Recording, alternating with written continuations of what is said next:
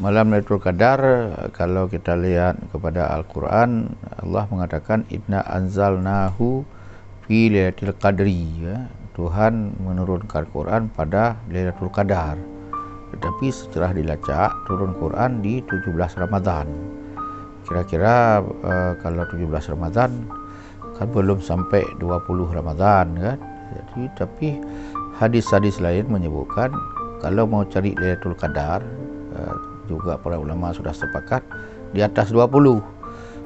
Kira-kira kalau kita melakukan ibadat pada malam itu, apapun bentuk ibadat, katakanlah istighfar, katakanlah zikir, katakanlah berselawat kepada Nabi, katakanlah solat sunatnya, katakanlah baca Quran, macam-macam lainlah, itu kan tidak ada puasa kalau malam, kan. Jadi ibadat wajib dan sebagainya itu adalah sama dengan alfi syahrin, 1000 bulan, kira-kira 83 tahun lah, atau 80 tahun. Coba bayangkan kalau kita mencari setiap tahun itu dapat, kali sendiri. Jadi itu tadi mencari kelebihannya, afdalnya, fadilahnya bahasa kita. Jadi itu yang dicari orang. Jadi dalam 20 setelah 20 Ramadan berarti 10 akhir. Jadi kemudian dikerucut lagi 10 akhir ini biasanya pada malam-malam ganjil. Kalau yang ini mungkin kita susah karena ganjil di kita genap di orang.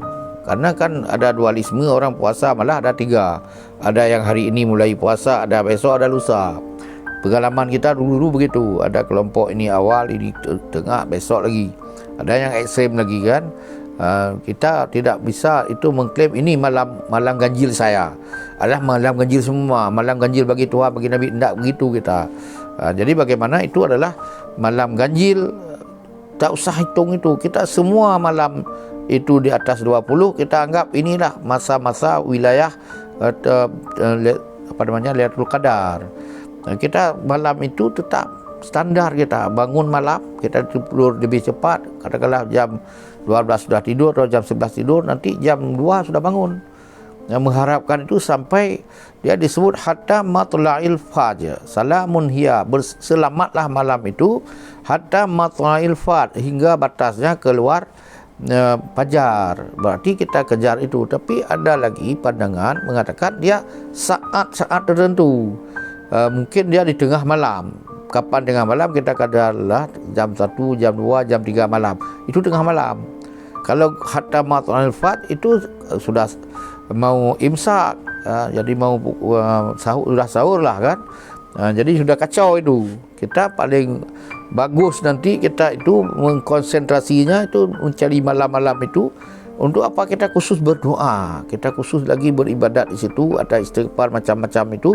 Itu kalau kita mau mulai jam 1, jam 2, jam 3. Jadi itu dalam 3 jam itulah kisaran waktu yang paling sunyi malam, paling tenang. Dan orang sudah tidak tahan lagi, sudah tidur umumnya.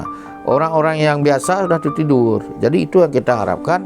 Kalau ada ya masa-masa seperti itu kita dapatkan. Jadi banyak orang mendapatkannya. Banyak orang yakin ini sudah saatnya. Karena ada juga ciri lain pada saat malam Lailatul Qadar sunyi.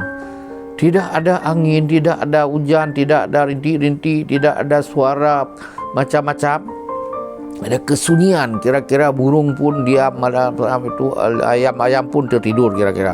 Anjing-anjing yang biasa berbunyi tidak berbunyi. Itu di antaranya. Satu lagi cirinya kata orang, dia terang, langit terang. Langit itu bersih begitu, tidak ada yang awan, tidak ada mendung, tidak ada tadi hujan, dan sebagainya. Itu kalau itu yakin sampai keluar matahari pun terang sekali keluarnya, tidak ada yang menghambat dia itu sampai keluar matahari. Jadi ciri-ciri inilah diyakini oleh pihak-pihak yang seperti itu, dia cari dan dapat. Dan kita yakin saja setiap tahun kita dapat. Karena juga Tuhan sesuai dengan keyakinan kita. Tapi ada usaha tadi, usaha kita untuk mendapatkannya. Tidak hanya tunggu saja, tidur saja itu.